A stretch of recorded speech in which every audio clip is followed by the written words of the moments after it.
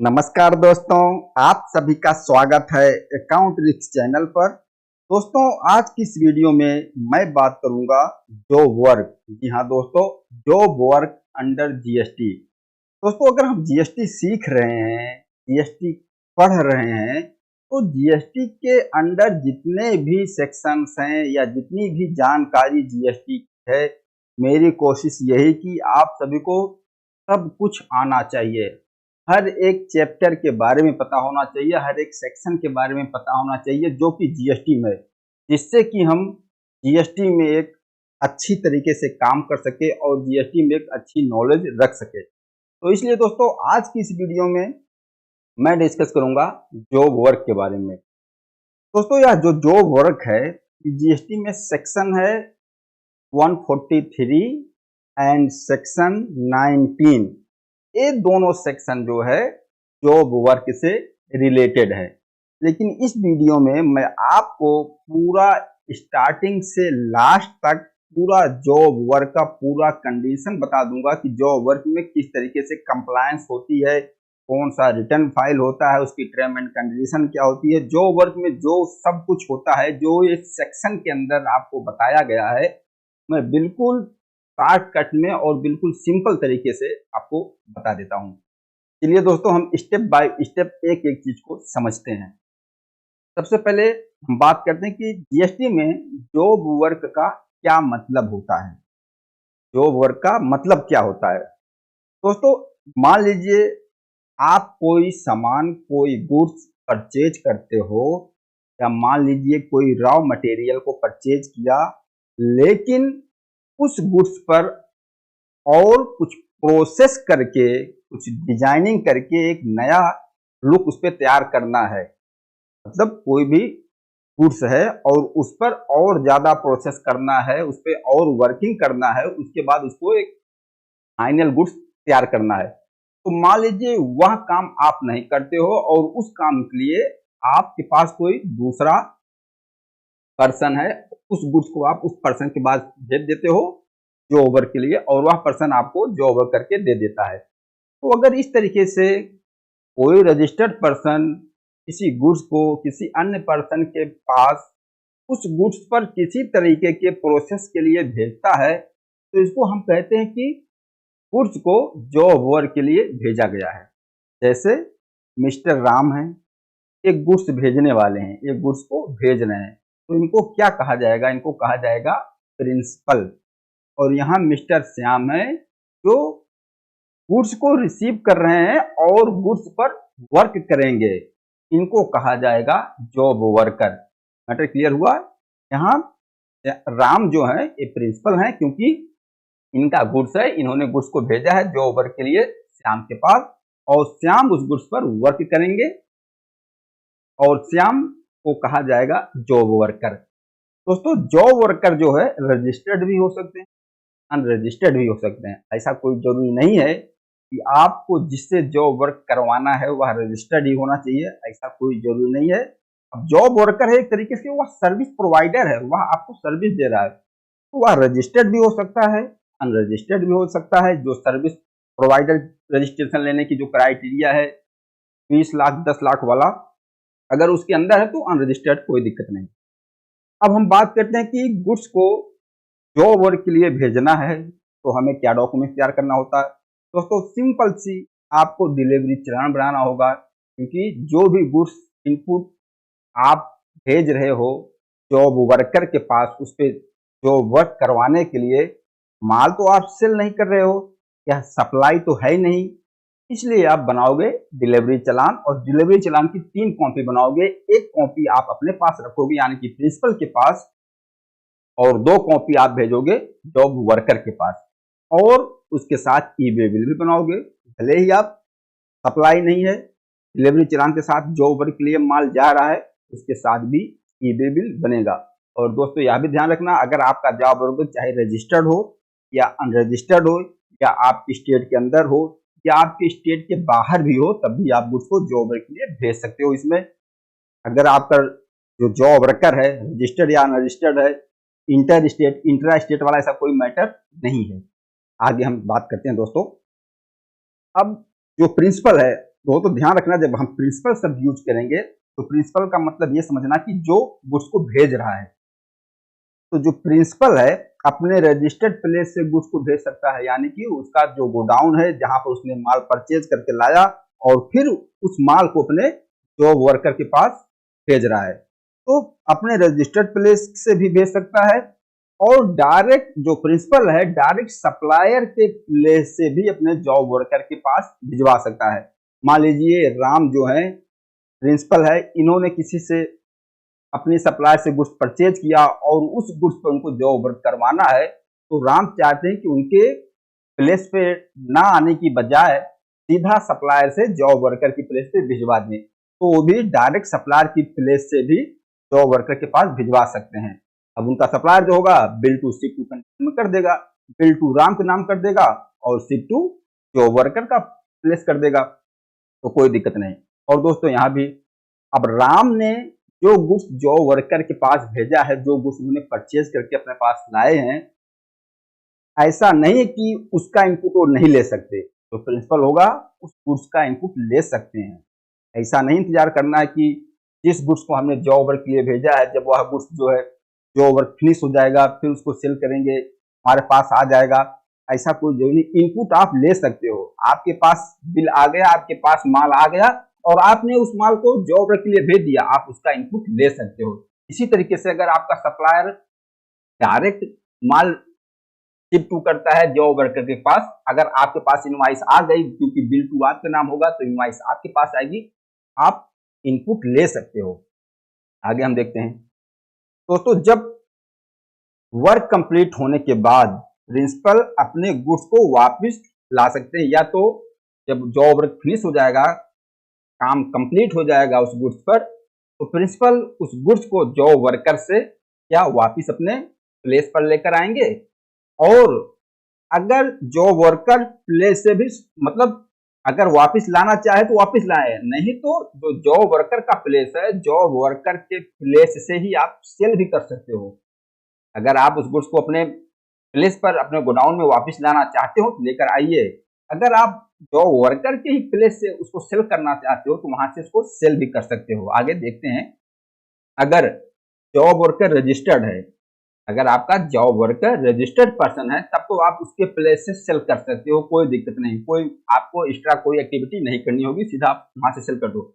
अगर job worker unregistered है, job worker unregistered है, तो अनरजिस्टर्ड जॉब वर्कर के प्लेस से आपको सेल करना है तो उसके लिए उस प्लेस को आपको जीएसटी में एडिशनल प्लेस ऑफ बिजनेस दिखाना होगा।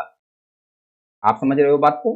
अगर आपका जॉब वर्कर अनरजिस्टर्ड है और आप चाहते हो कि वहीं से आप उस माल को सेल करो, तो उसके लिए आपको उस प्लेस को अपने जीएसटी में एडिशनल प्लेस दिखाना होगा, तभी आप वहां से सेल कर सकते हो अनरजिस्टर्ड जॉब वर्कर की प्लेस से, नहीं तो आप सेल नहीं कर सकते। हाँ, एक कंडीशन में सेल कर सकते, क्या?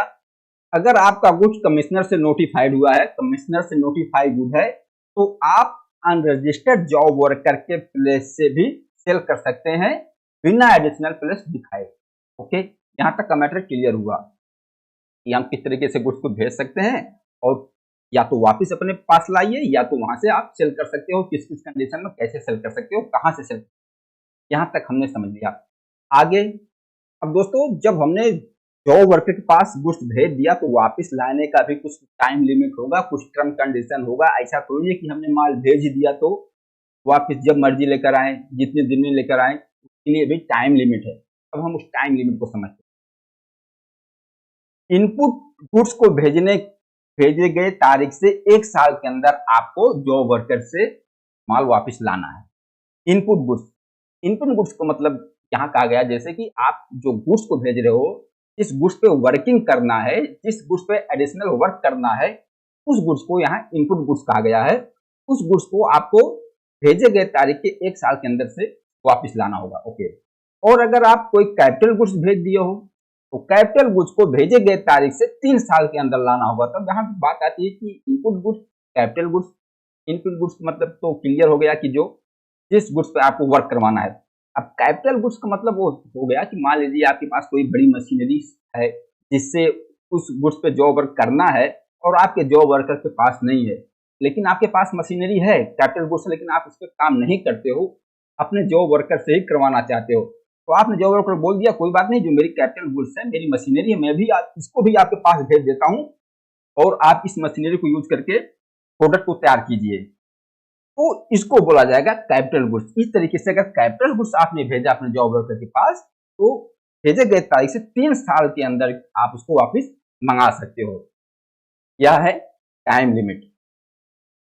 दोस्तों अब यहां हम बात करते हैं, अगर मान लीजिए 1 साल का जो टाइम लिमिट है इनपुट गुड्स के लिए, 3 साल का जो टाइम लिमिट है कैपिटल गुड्स के लिए, अगर इन टाइम लिमिट के अंदर हम माल को वापस नहीं ला पा रहे हैं, कहां से, जॉब वर्कर से, कोई रीजन हो सकता है, माल रेडी नहीं हुआ, कोई भी रीजन हो सकता है, तो क्या, हाँ, अगर आपके पास प्रॉपर रीजन है, कोई भी कारण है, तो आप कमिश्नर से लेटर लिखवा के उस टाइम लिमिट को एक्सटेंड करवा सकते हो, मान लीजिए कि आगे बढ़वा सकते हो।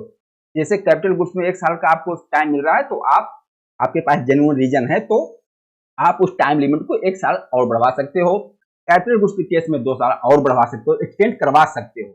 ओके, अब दोस्तों मैं आपको बताता हूं कि 1 साल कहां से काउंट किया जाएगा, वह कौन सी डेट होगी, इसके लिए भी कंडीशन है। अगर प्रिंसिपल के प्लेस से गुड्स भेजा जा रहा है, यानी कि प्रिंसिपल अपने ही प्लेस से गुड्स भेज रहा है, तो जो भेजेगा डिलीवरी चालान बनाएगा, तो डिलीवरी चालान की जो डेट होगी, भेजने की तारीख वही होगी।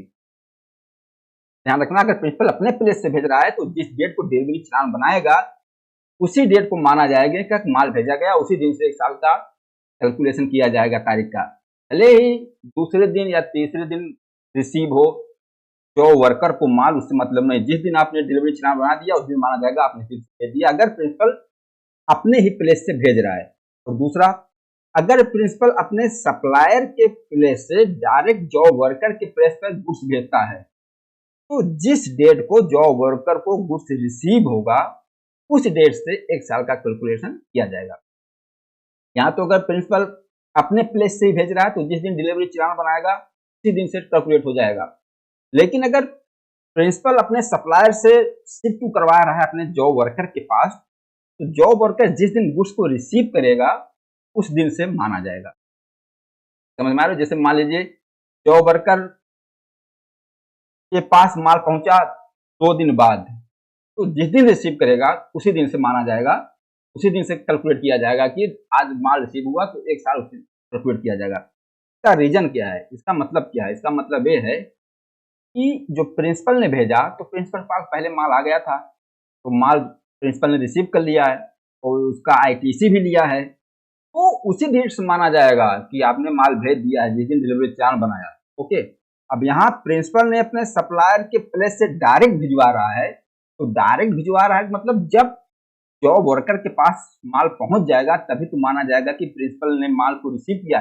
प्रिंसिपल ने नहीं रिसीव किया तो जॉब वर्कर ने रिसीव किया, तो उसका इनपुट तब क्लेम करेगा कौन? प्रिंसिपल। इसलिए यह कंडीशन रखा गया है कि अगर सप्लायर के प्लेस से डायरेक्ट आप जॉब वर्कर के पास भिजवाओगे, तो जब जॉब वर्कर उस गुड्स को रिसीव करेगा उस डेट से आपका 1 साल का कैलकुलेशन किया जाएगा। और अगर प्रिंसिपल अपने प्लेस से डायरेक्ट भेजेगा, तो जिस दिन डिलीवरी चालान बनाएगा ना, जैसे मान लीजिए 1 तारीख को डिलीवरी चालान बना दिया और 2 तारीख को माल पहुंच रहा है जॉब वर्कर के पास, तो 1 तारीख ही माना जाएगा। ओके, चलिए ये मैटर समझ में आया।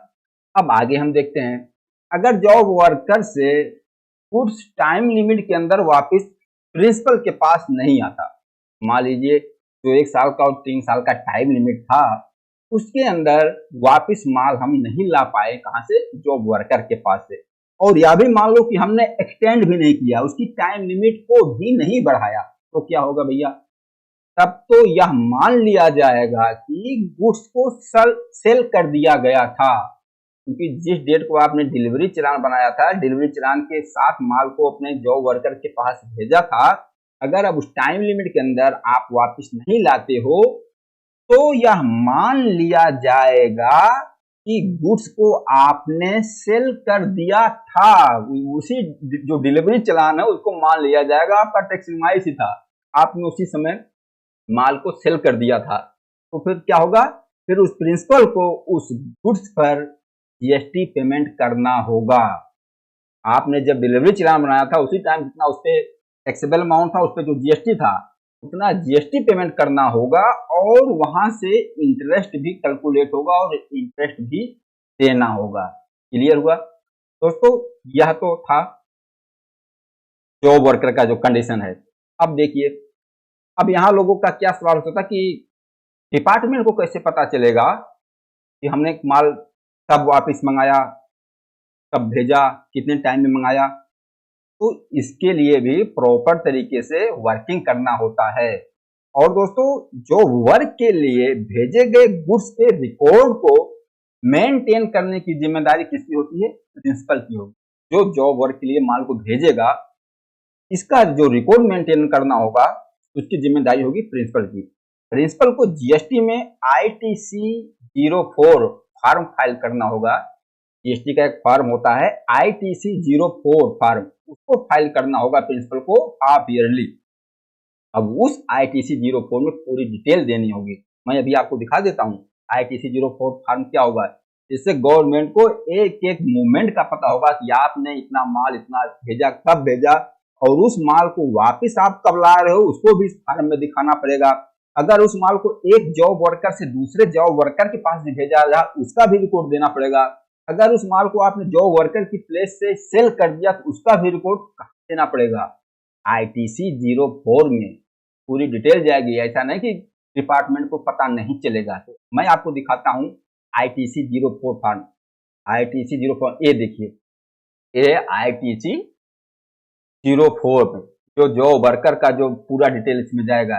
टेबल 4 है, में जो वर्कर का अगर रजिस्टर तो जीएसटी नंबर, स्टेट, जो वर्कर टाइप, मतलब वह क्या है, वह SEZ या नॉन SEZ, चलान नंबर, यहाँ डिलीवरी चलान जो आपने बनाया था, challan date, types of good, ration of good,